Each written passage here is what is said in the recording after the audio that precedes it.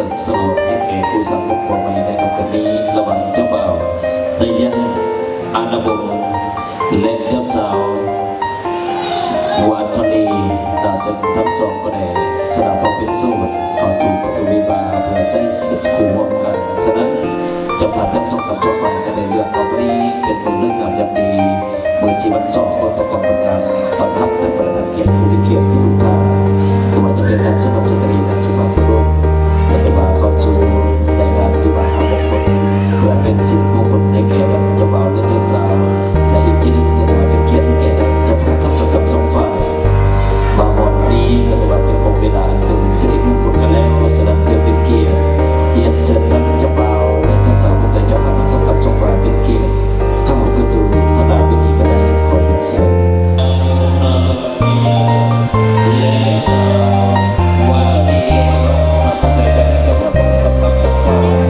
เป็นเกียรติกับจู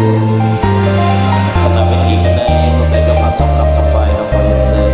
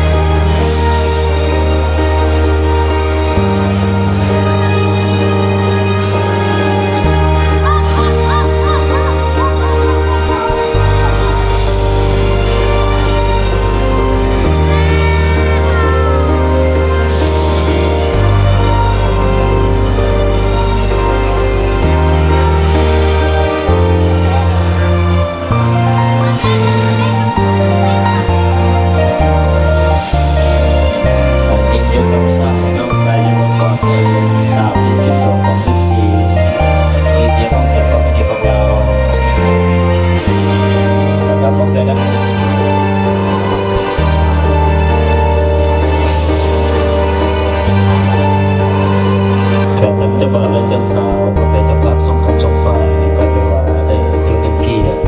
ขึ้นให้คำอวัตและมีคำเขียนคอมเมนต์ในโอกาสในการคำคดีขอยันเสริม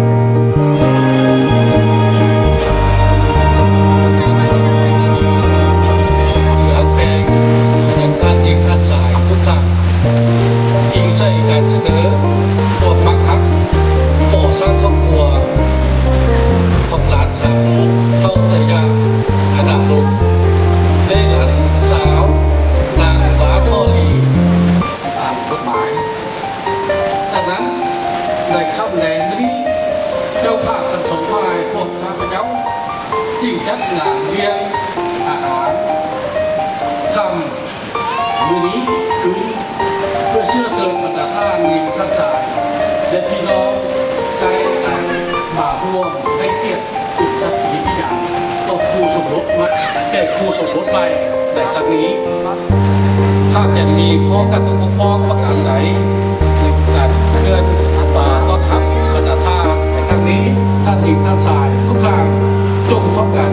ยกย่อดื่มเพื่ออวยพรคู่สมรสใหม่ได้รับประทานอาหารค่ำนำโคตรข้าพเจ้าโดยขอเรียนเชิญ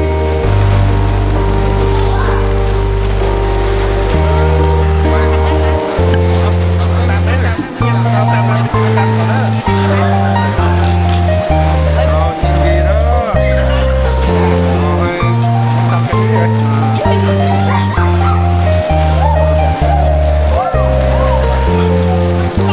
ดงความขอบคุณใจมายังทางด้านตรงจียังนายกสิงห์สมเด็จเป็นแขกเกียรตินะเจ้าภาพสองกับสองฝ่ายเป็นที่ขึ้นในความเข้มกระเพ็นในโอกาสในงานของคำคืนนี้ต่อกับประธานแขกผู้มีเกียรติผู้รุ่นใหญ่ที่พร้อมกันนั้นก็ได้นำมาตั้งใจใส่จัดใหญ่ทางเจ้าภาพสองกับสองฝ่ายประตูกุศลของกองไม้ที่ได้ตกกันกับประธานแขกผู้มีเกียรติถือว่าเห็นเพื่อให้ได้บรรยากาศในงานคำคืนนี้เป็นบริสีสันบรรยากาศในการทำทานอาหารที่ว่าเซฟซอยเป็นไปด้วยรสชาติที่ว่าเซฟซอยจากการทำทางเจ้าภาพสองกับสองฝ่ายของคนโคสังคมของไว้นั้นทำปัจจุบันประธานแก้ววิสัยก็คือเราศิลปินท่านยิ้มท่านใสพวกเราจะได้ตอบสนองการจัดเพลงให้เราประธานแขกผู้มีเกียรติทุกท่าน เจ็บที่รีบวางยาได้หมดหมอให้คำมีเงินมีคำเป็นมึงเป็นลายกันกับสองขอให้เรื่องนี้เกียรติศักดิ์สิทธิ์เถิดยังคือผู้ตามมาสมดังหวังบุญสั่งกำลังช่วยกันทำมาหากินเป็นจิตเป็นทางให้แจ่มใสได้ไว้สู้กับหนาวถือหอยออกระบอกเดียวเป็นไว้กันรักเดียวใจเดียวเท่านั้น เป็น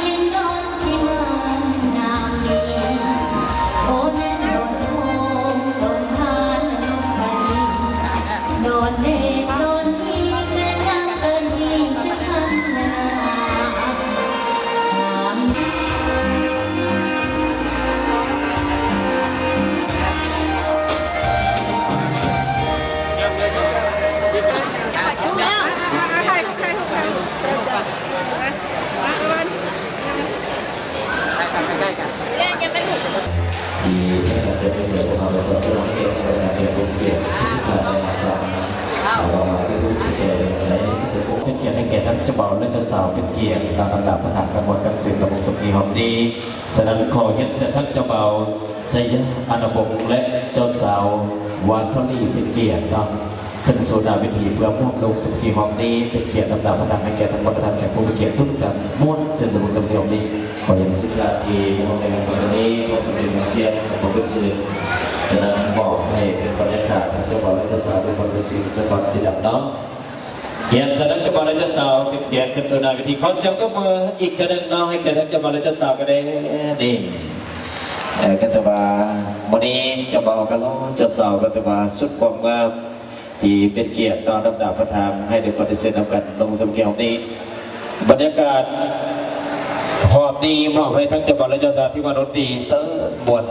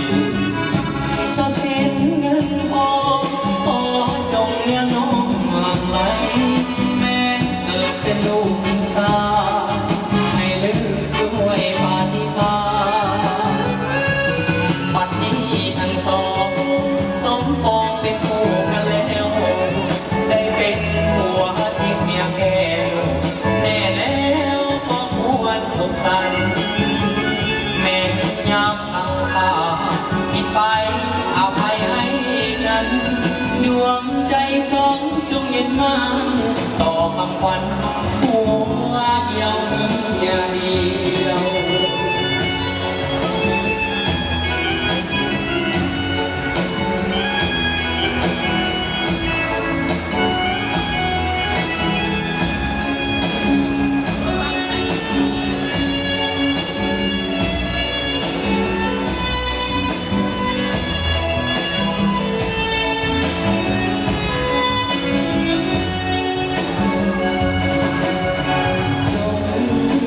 ข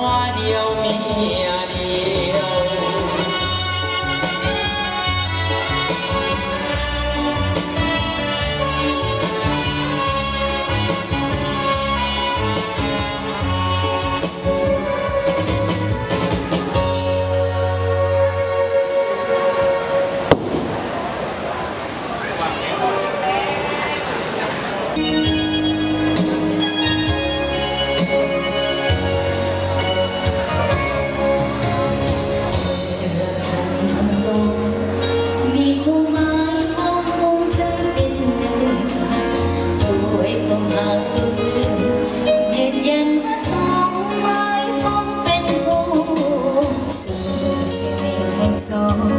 ว่ารวมเป็นทองแผ่นเดียวคงอยู่ส่วนสิ่งที่สูงจะอยู่ด้วยกันจนวันแก่เฒ่ายินดี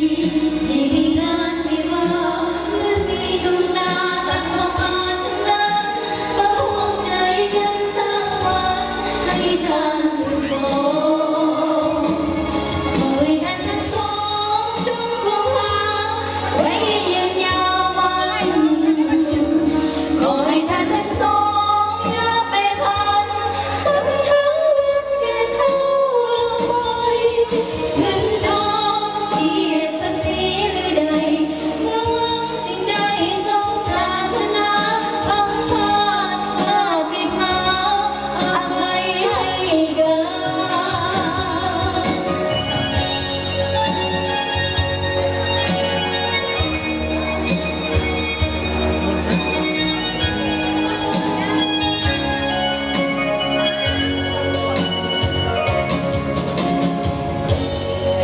ทั้งสองดูความหมายมองของฉันเป็นหนึ่งด้วยกำลังสุดซึ้งยืนยันว่าสองไม้ปองเป็นคู่ทั้งสองมองผมเป็นห้องเป็นเดียวคงอยู่สู่ชีวิตโอโซจะอยู่ด้วยกันจนวันแก่เฒ่า ยินดีที่มีงานวิวาห์และมีดวงดาวตั้งก็มาตั้งนานขอพร้อมใจกันสร้างวันให้ทานสุขสมขอให้ท่านทั้งสองจงคงหาไว้ยืนยาวมันขอให้ท่านทั้งสองอย่าไปพันจนถึงวันที่เฒ่าลงไปเงินทองที่ศักดิ์ศรีใดหวงสิ่งใดทรงปรารถนาพังพาดพาปิดมาอภัยให้กัน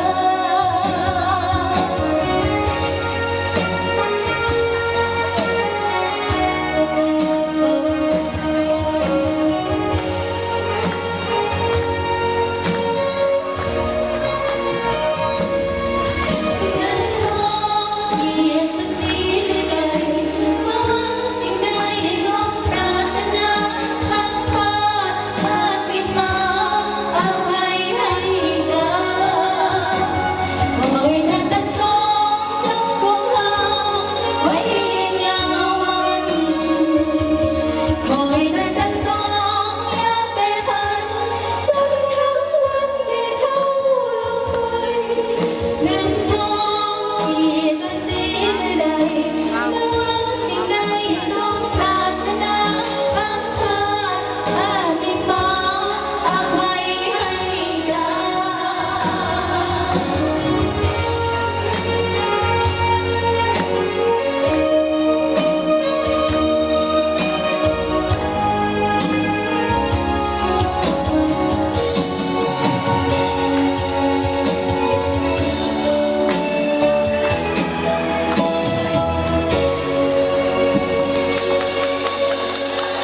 ขอเสียงตบมือดังๆส่งเสียงให้แขกทั้งเจ้าบ่าวและเจ้าสาวกันเน่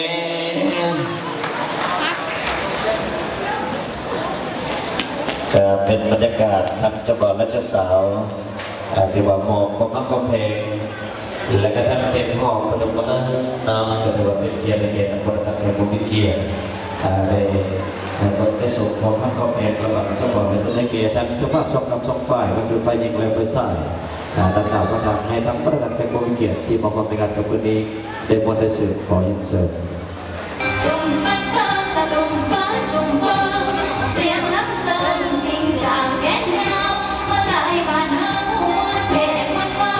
อยู่น้ำสมเหตุเป็นแม่คนไปบ่ว่าน้อยมาใหญ่สายลมสุขสาวคนอายุยาวกายแห่งคนแท้วันเดบ้านเฮาดีเอ้ยวันเดบ้านเฮาดีเอ้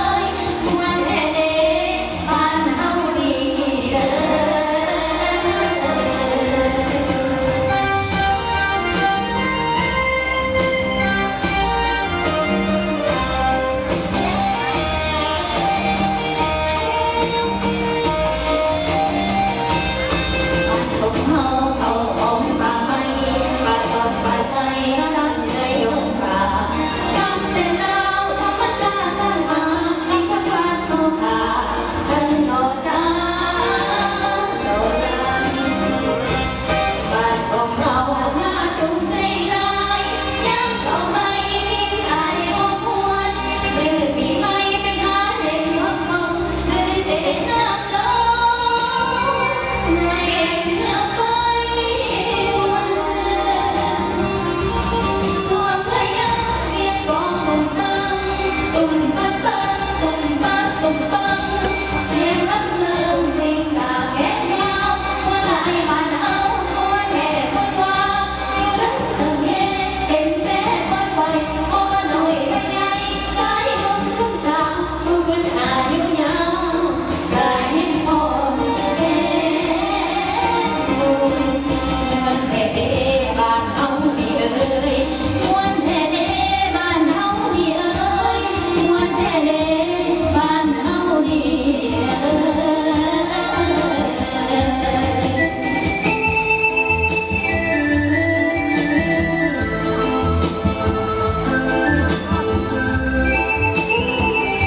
เอาขอเชิญทีมงานเกี่ยวกันเลยนะคะพี่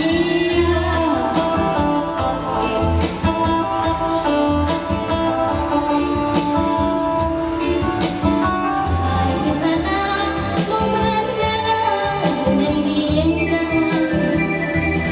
งามเหมือนสดสร้างเล่าภูเขาบ้านอยู่กับเขาฝากให้เราสมานแต่งงาน คงอายคันคิดถึงอายน้องฟังเมื่อวันเป็นเจียงคืนนั้นเอาฝากสัมพันธ์หากันยืนนานที่ฉันผู้บอกอายบอกว่ารู้กับน้องรู้นี้จนตายคงคลายขึ้นคำสาบานเนียนอายได้จาก หากน้องขึ้นสู่เวียงจันทร์คิดว่าอายอยู่กับมันรักกันกับสาวเขาสาวเหนือเงื่อนไขให้อายเป็นห่วงขออายอย่าลวงน้องให้ลุ่มหลงเนียนอายไกลจากหัวใจอายให้มันคง จงฟังเสียงเพลงวงส่งผู้ทรงจงลงแจ้งตลอดไปเอาเกี่ยวสาวลงแจ้งและเอาเกี่ยวเกี่ยว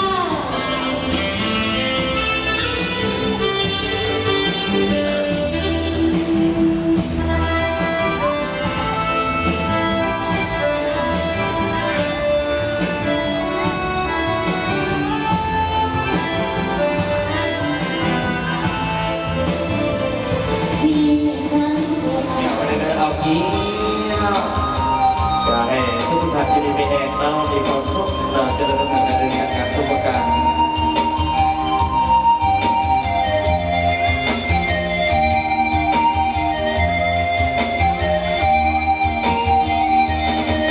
จำไม่หน้าเด็กมองซึ่งต้องต้องเย็บก็หักถึงล้อทำเบรอย่างน้ำซองขึ้นรักหลับล้อผัก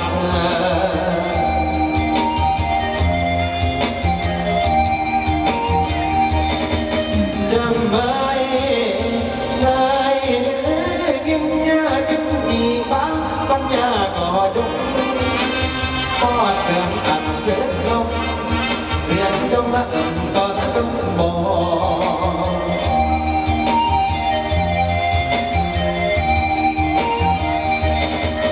จำไม่เดียว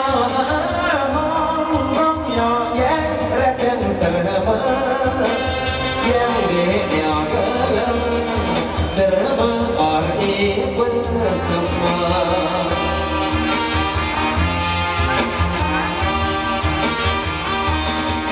จำไม่เลี้ยงเสือมาพลากลำบกพะเอียงปากกา กิน จีโอกาอันเรื่องเรือบางอันบ่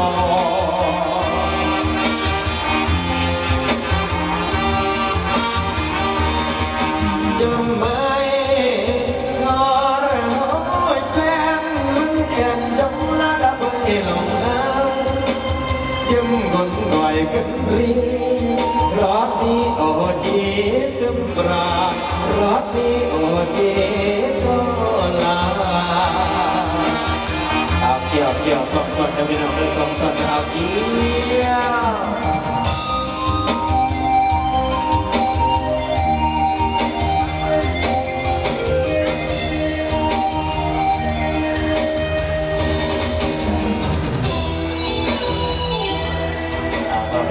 อยากตั้งเลยพุทธเสกนี่นะ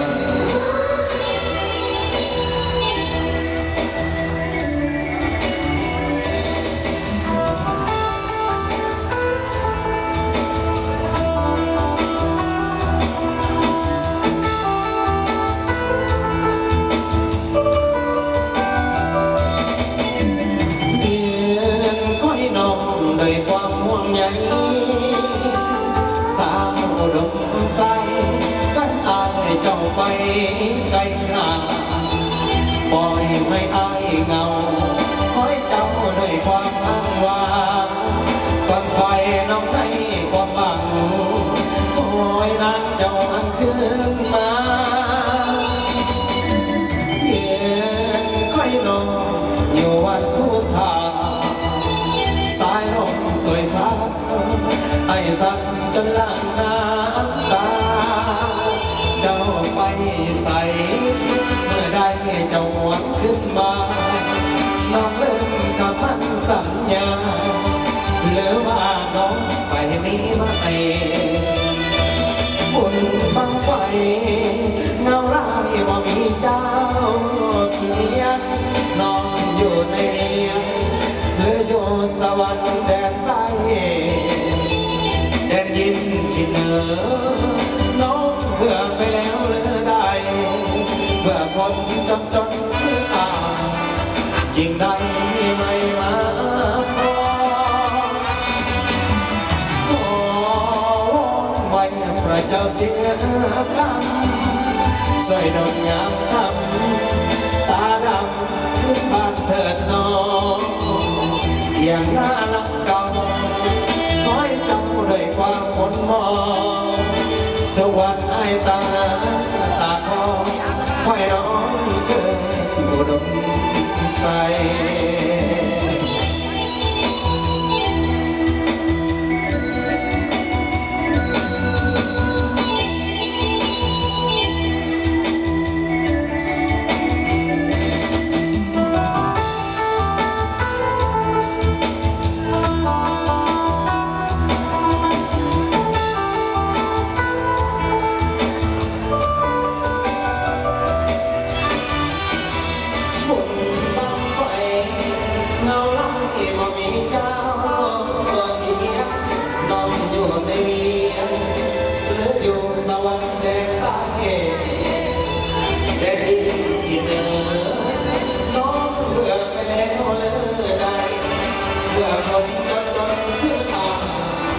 จริงได้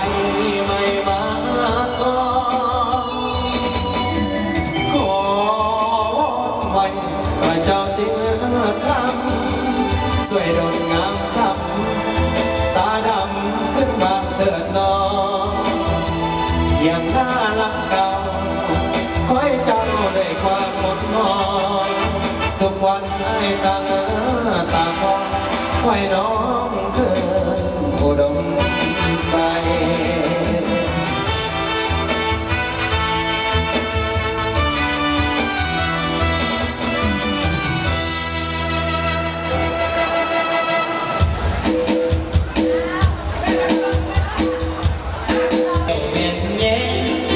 เป็นสายตาแสวงบ้านกองมัน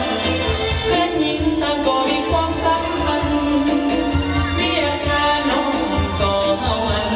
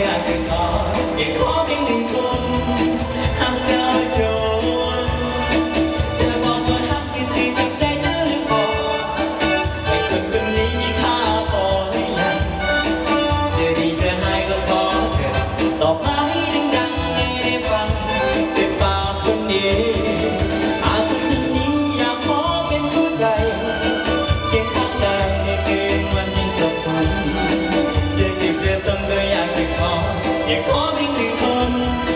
หากเจ้าจรสิ้นลมหายใจ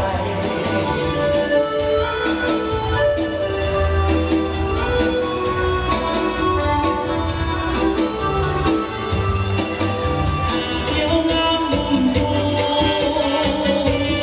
ป่ามันต้นไทรสาลีเขียวโนนภูไปก็ยกว่าสาวบ้านเฮาสังมาเก่งแท้ดา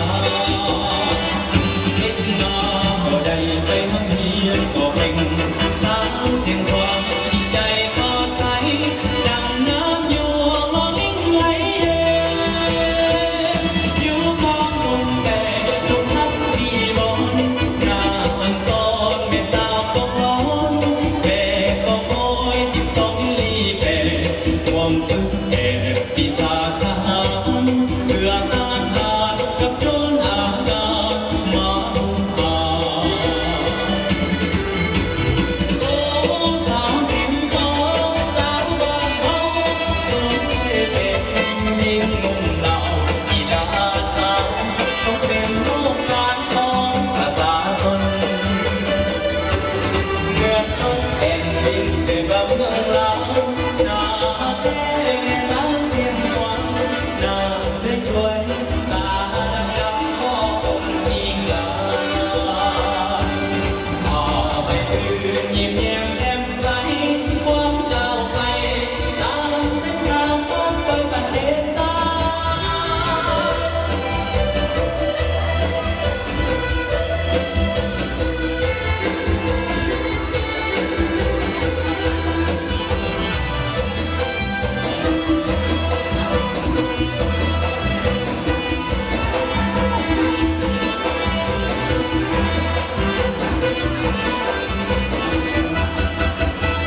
โอ้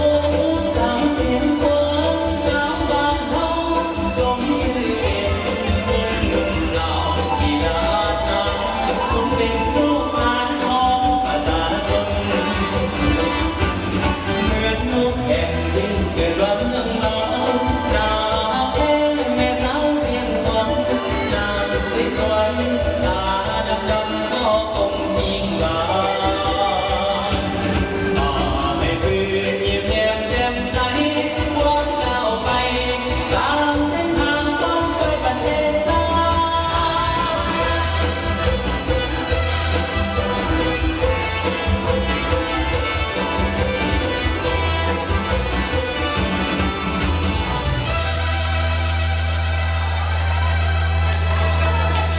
ลาแดงจงเอ๋ยขอเจ้าจงฟังวันใดก็สั่งเจ้าจงเอ๋ยมา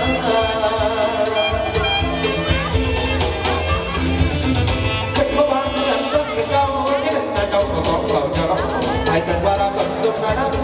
ขึ้นมาเรากับสุขนั้นอยากจะวางมาใส่ส่งกันระดับให้ส่งเธอนะทักน้องเอาเกี่ยวเกี่ยวเกี่ยวเฮ้เฮ้เฮ้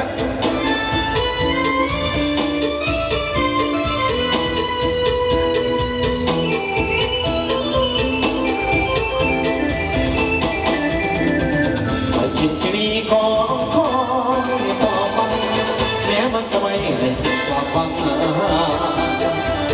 ลาแดงเจ้าเอ๋ยขอเจ้าจงฟังวันใดก็สั่งเจ้าจงขึ้นมาเกิดมาบ้านเนี่ยสักเก่าเกิดเจ้าก็ของเก่าจะร้องให้เกิดมาแล้วก็ส่งมารักเกิดมาแล้วก็ส่งมารักอยากจะวางหัวใจให้ส่งกันแล้วดังให้ส่งนะทักน้อง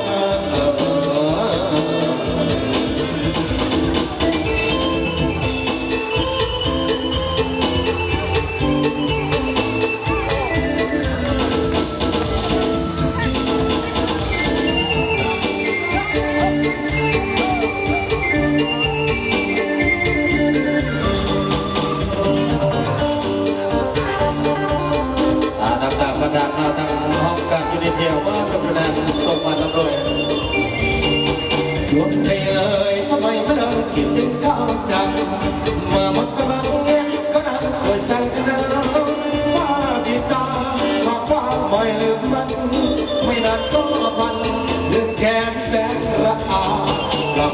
นี้ที่นี่ต้องเลือกเขาจริงเรื่องผู้หญิงไม่มีแค่เขานากัดเป็นเล่มเขาเลือดเก่าตาเมื่อกายนาเก็บไปได้โดย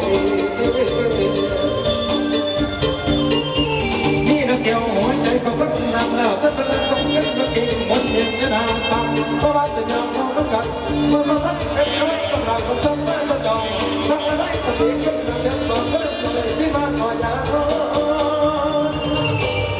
ความไม่ความไม่พอหัวใจรักมากกี่จึงมัวหัวเลยทุกวันฉันชวนไม่มาชวนมาขอคนดียิ้มหน่อยนะเธอจะยิ้มหน่อยนะอย่ารีบหลังวันอะไรไม่ดีเจ้าคือการที่ประดับชีวิตการจะมีรักไม่มีชีวัน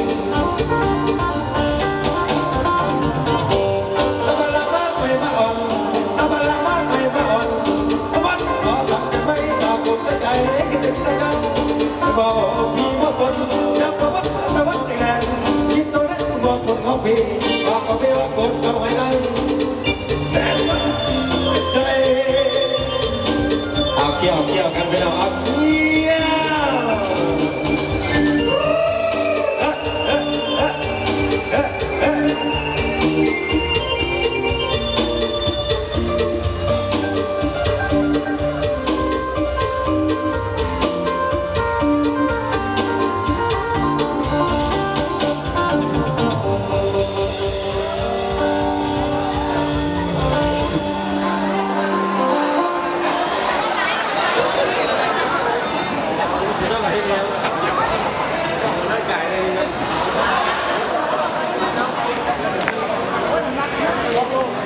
เจ้าบ่าวและเจ้าสาวเราเป็นเกียรติขึ้นสู่ทางเวทีเพื่อเป็นบรรยากาศในการโยนดอกไม้เนาะ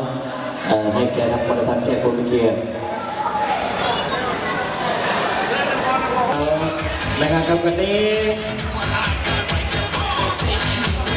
เจ้าบ่าวและเจ้าสาวเมื่อวานนี้ของขวัญพิเศษสำหรับผู้ที่ได้รับช่อดอกไม้จำนวน 2,000 บาทขอเสียงตามใจที่ได้ครับสอนเราไม่งามๆแต่กับวันนี้จะมอบมาของขวัญอยากให้กับบ่าวและเจ้าสาวเนาะ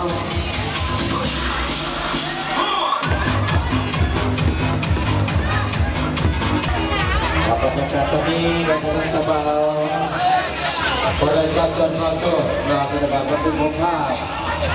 เกิดไปเป็นสิ่งนั้นในโอกาสในงานนำเป็นสิริมงคลในงานปีนี้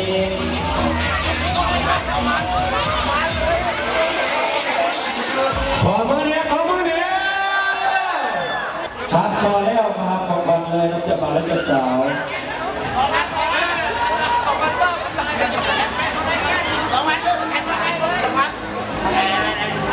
โอเคกันแล้วมาสันเนาะอาจจะบ่าวและจะสาวพร้อมนะบอสาวโสดและบ่าวโสดพร้อมนะบอก็เสียงนับหนึ่งถึงสามจะบ่าวและจะสาวเนาะเกี่ยวพร้อม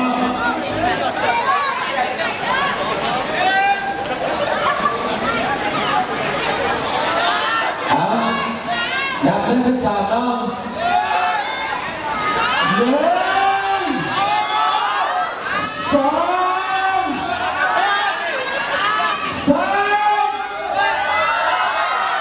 อันมาเสื้อผ้ามันแรงกว่ามาสั่นจะบอกแล้วจะสอบกันลองใจเสื่อเอาขอแม่อาจจะมาจะสาวเราไกลๆเขาแหละหลังเวที1 2 3ยังดอกสุดเอาสาวสักวันสักโยสักวันโยสักวันอันนั้น2 3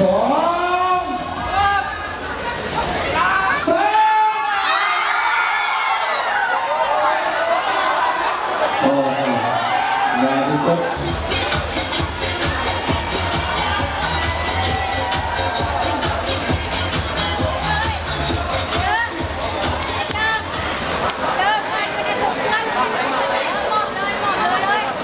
คือทั้งเจ้าบ่าวและเจ้าสาววันนี้ของขวัญพิเศษมอบให้ทั้งผู้ที่ได้รับส่วนออกมางามๆเพราะว่าบ่ได้เว้าซื่อๆบ่ละ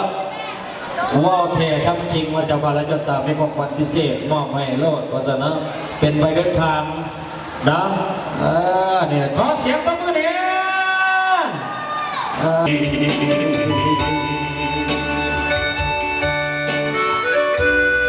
พิเศษมื้อนี้วันนี้วินาทีนี้ขออวยพรให้เจ้าบ่าวเจ้าสาวทุกมีความสุขสมบัติตลอดวินาทีนี้ตลอดปีตลอดไปขอให้เจ้าภาพทั้งสองฝ่ายมีความสุขสมบัติตลอดไปและพิเศษแขกผู้มีทุกท่านแขกผู้มีเกียรติทุกท่านจึงมีความสุขตลอดไปสาขอที่รู้ยอฉันทีอย่ารู้ดีจิงวันนู้ยวนใจมูอย่ารู้นู้จิงวันนู้บันวัดที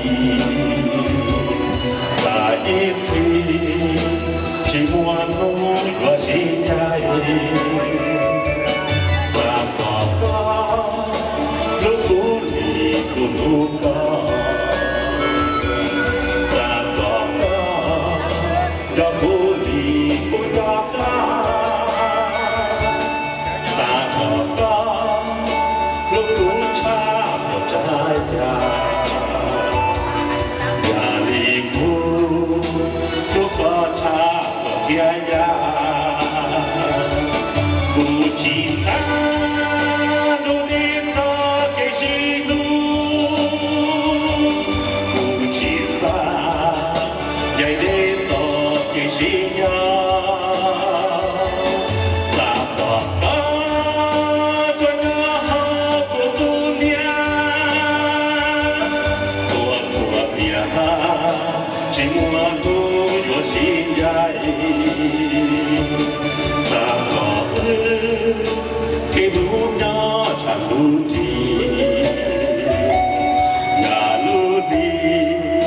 ที่มัวนู้ยวนใจมูอย่ารู้นู้ที่มัวนู้ตาลัวจีตาอีสีที่มัวนู้ดัวชินใจ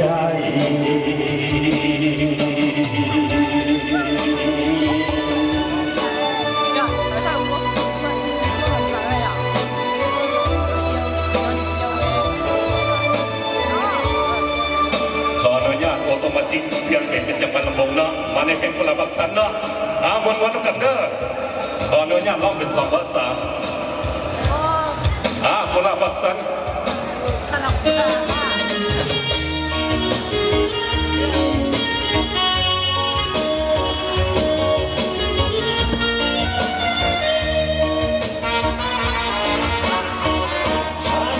ที่อู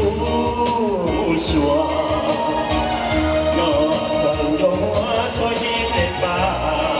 ลงแห่งแหล่งคือปอดแห่งฉันยังบอกสวนจนเชิญเติมอยู่กันก็มองก็ฉันดังได้กู้เชียจริงดังคำต้องส่งได้สุขสมฉันสมกับน้องสมใจจะขอไปฝันแต่หนาวเดียวก็ขอข้องเดียวยิ่งอื่นใดก็แต่ลงไหล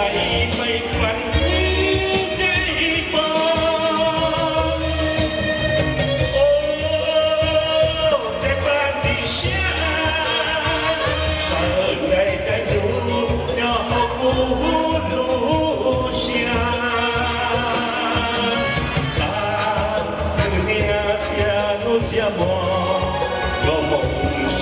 เชียดาเอาก็โดนยาจีตาผู้เชียน้ำเล่นคำลงน้ำสันโอ้บริกันน้ำสันเลยผ่านใสดีแต่เห็นผู้สาว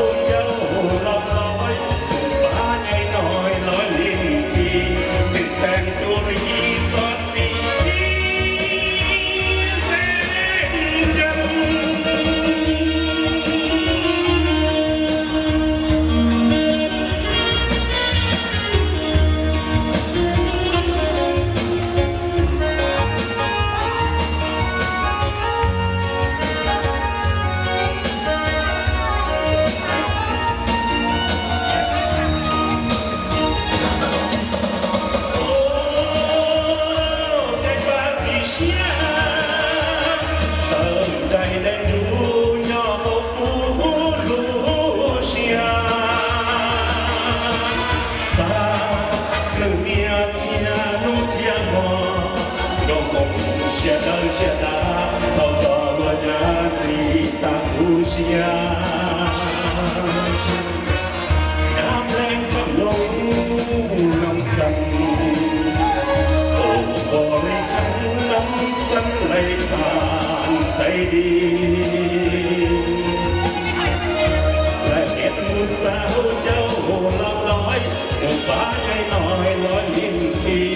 สิ่งแสงสุรีกอดสีแสงจันทร์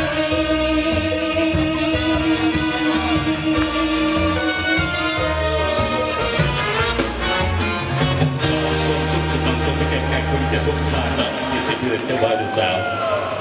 ขอบใจ แม่ปุกสาลีร้อง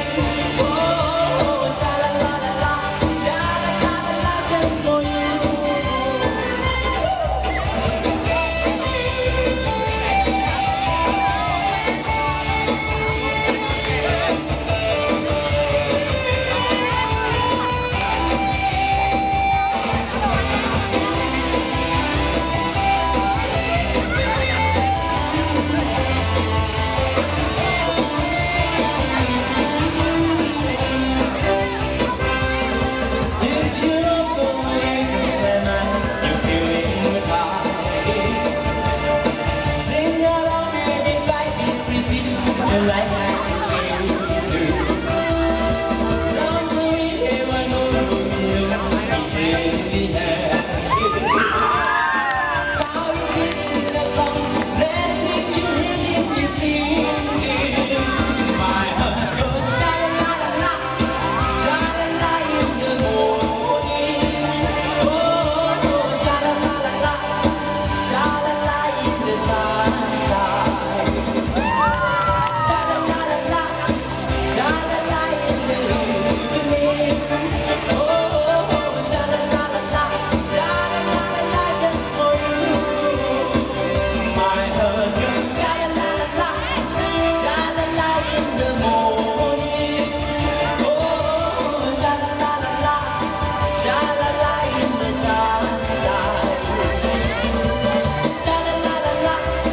sha-la-la in the evening. Oh, sha-la-la-la-la, sha-la-la-la just for you. Sha-la-la-la just for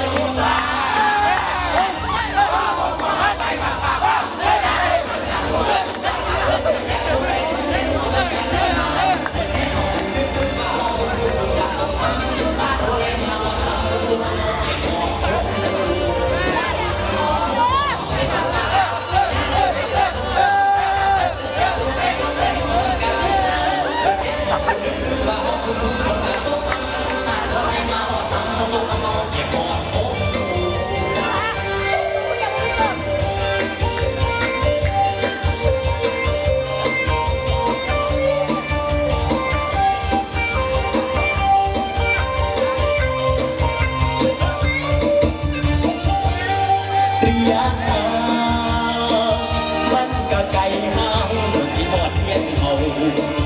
คนเวลาอยู่ดอกก็เป็นลูกใส่เอาถึงสิหารถเฮากะเดินมาปากกะเอาหูกะหิวกะหิวเอาโอ้ย